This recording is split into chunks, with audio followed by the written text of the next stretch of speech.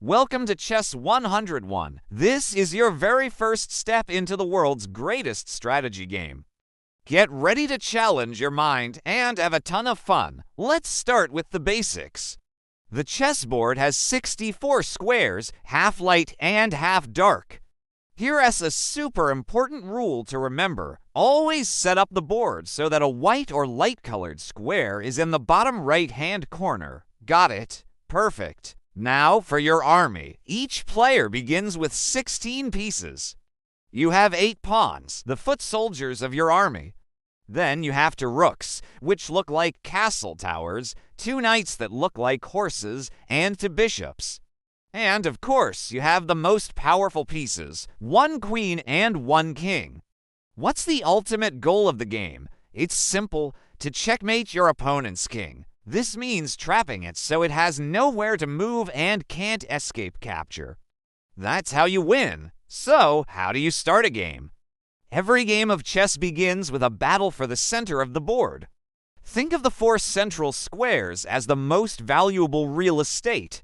You want to control them. Use your pawns and knights early on to stake your claim. Moving them out first opens up pathways for your more powerful pieces, like the bishops and the queen, giving your entire army more power and flexibility.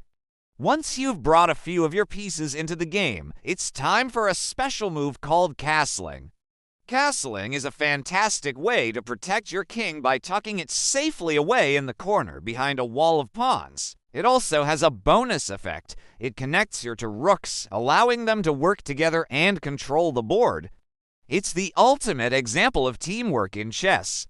Let's talk about the pawns again, because they have some secret powers. If one of your pawns manages to march all the way across the board to the very last rank, it gets a promotion. You can transform it into any other piece, except a king. Most of the time, you'll want to promote it to a queen, the most powerful piece on the board. Pawns also have a unique capture move called en passant. It's a bit tricky, but it's a secret weapon that can catch your opponent by surprise. The most important advice I can give you is this: think before you move. Don't just react to what your opponent does. Try to develop all of your pieces, not just 1 or 2. Make sure your king is always safe. And remember, the goal is checkmate, not just capturing as many pieces as you can. A good plan will always beat a series of random moves. And just like that, you are ready to play your first real game of chess. It might seem like a lot to take in, but don't worry. Every single grandmaster and world champion started exactly where you are right now, learning the rules 1 move at a time. If you're excited to learn more, make sure to subscribe for your next lesson and join the Blaze vs. Frost Chess Academy.